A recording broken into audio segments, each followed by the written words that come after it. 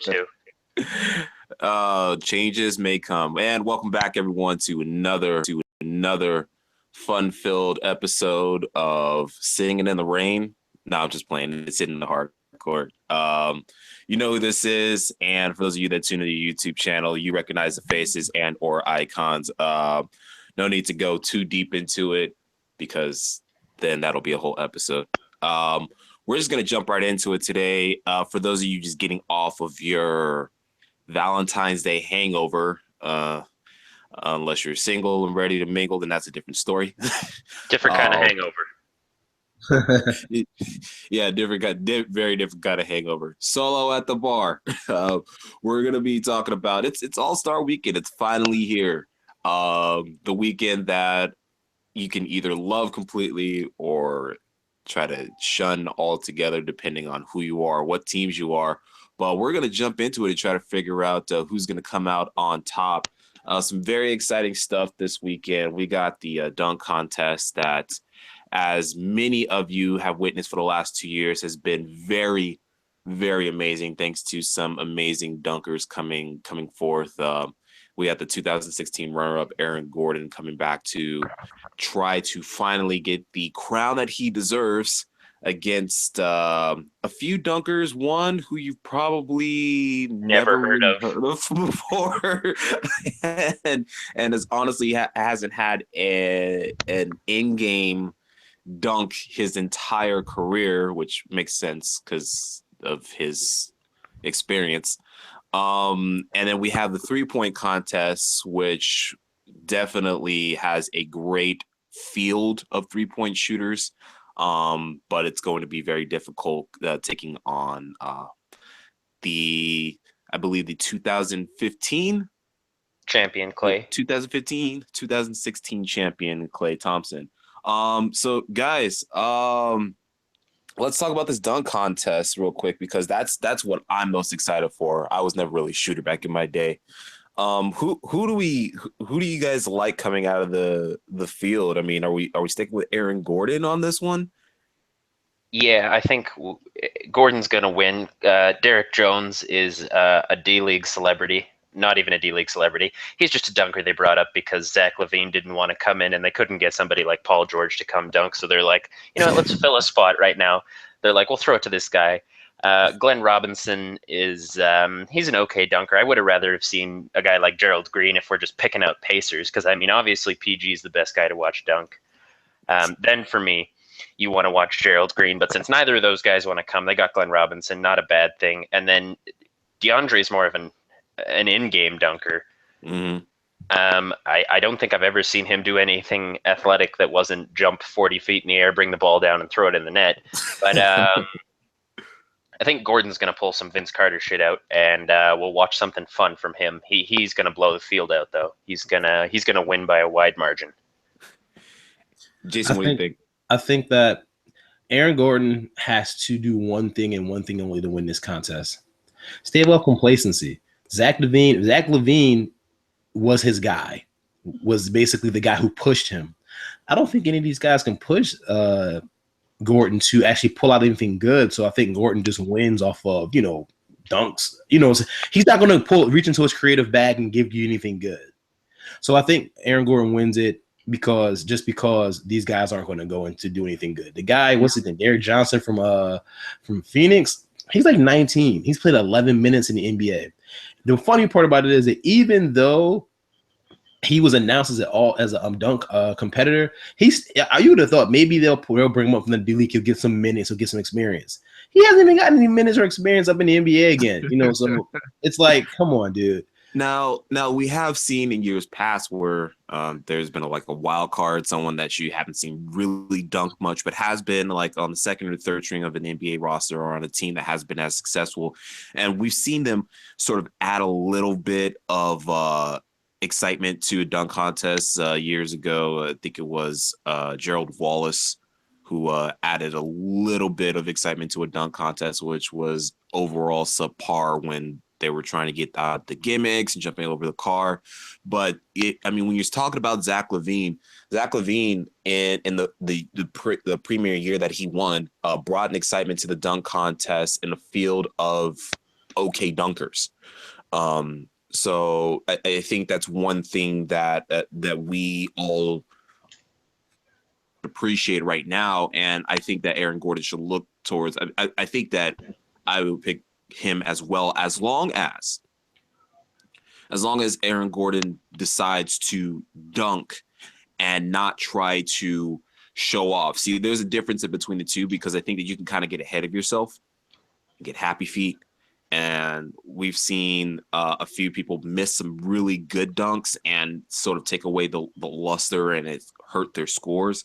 So if I'm Aaron Gordon, I'd say, bring back a couple of good dunks from last year, and then just go all out on the last one, and then they'll be all set. And I think this field is pretty much set.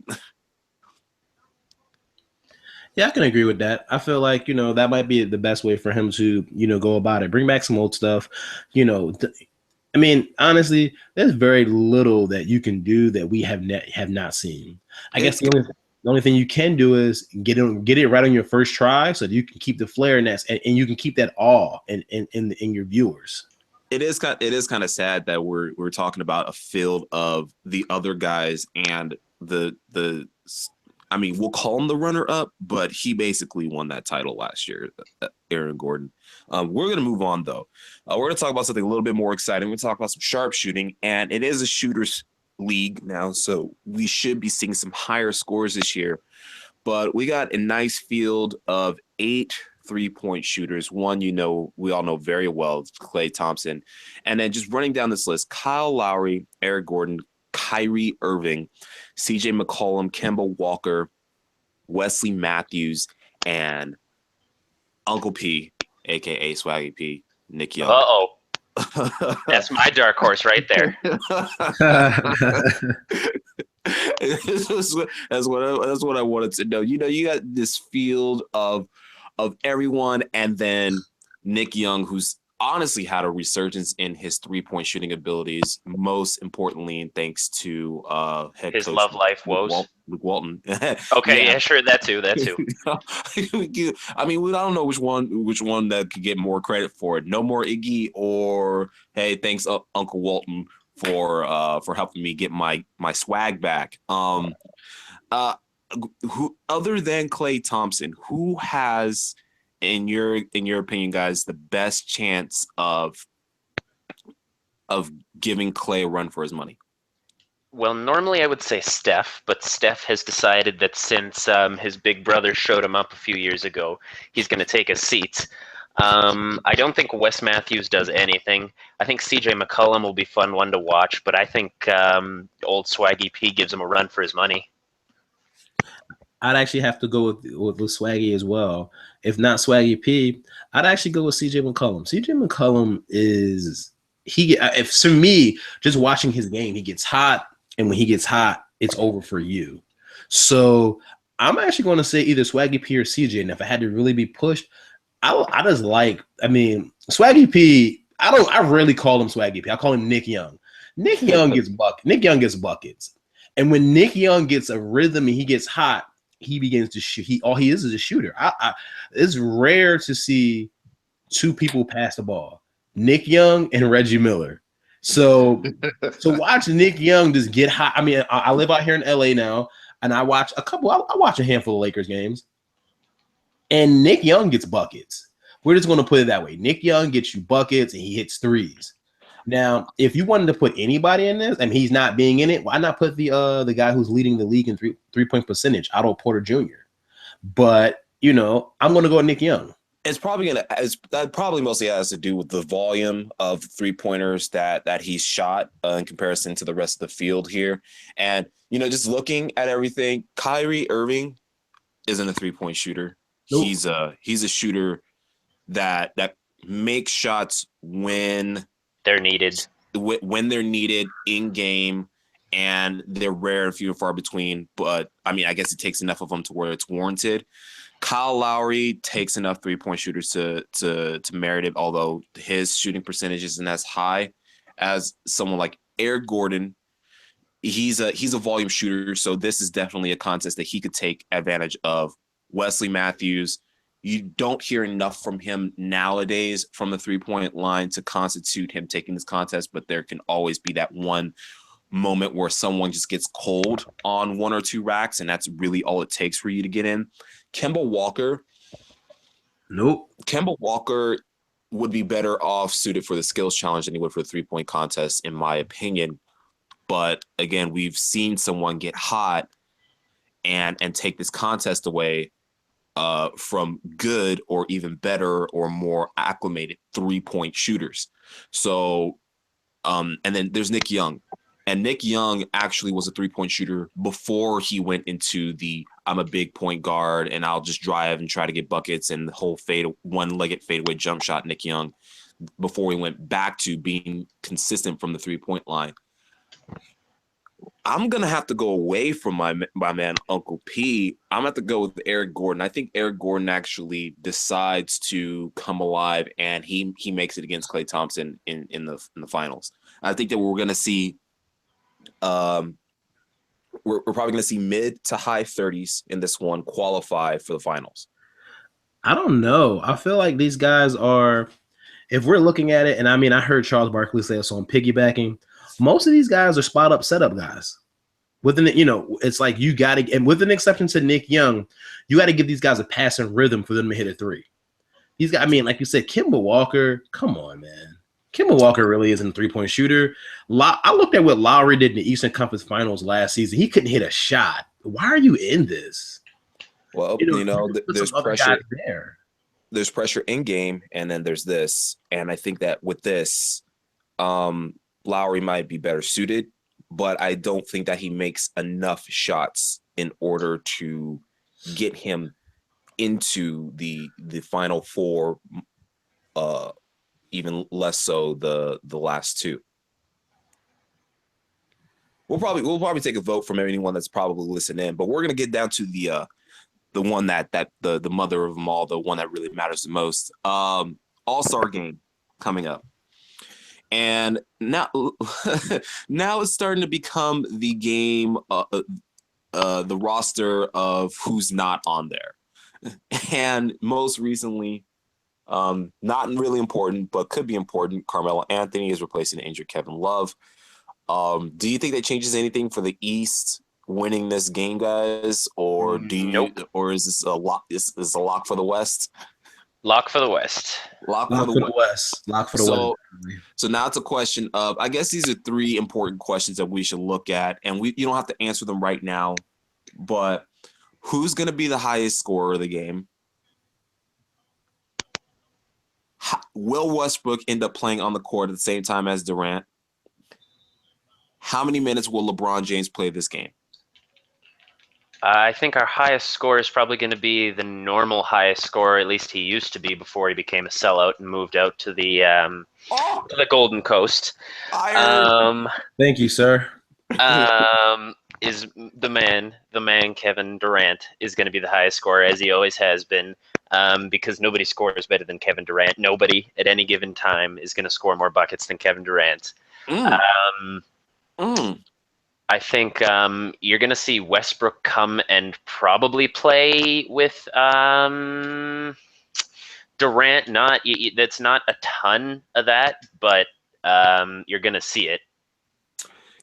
You know what I wonder? Are there any rules on switching jerseys? What if Westbrook decided to just say, I'm going to go play on the East for the All-Star game? What if he refuses to go in when all 4 Warriors are on the floor and he just tells Steve Kerr, I'm not going in the game? He might play ISO ball. He might just say, Everybody get out the way. I got this. You guys just sit back and play defense. I'm gonna stay on this side of the court the entire time. I'm not sure if it's gonna be as dramatic. I think that Westbrook only brings that into games that matter.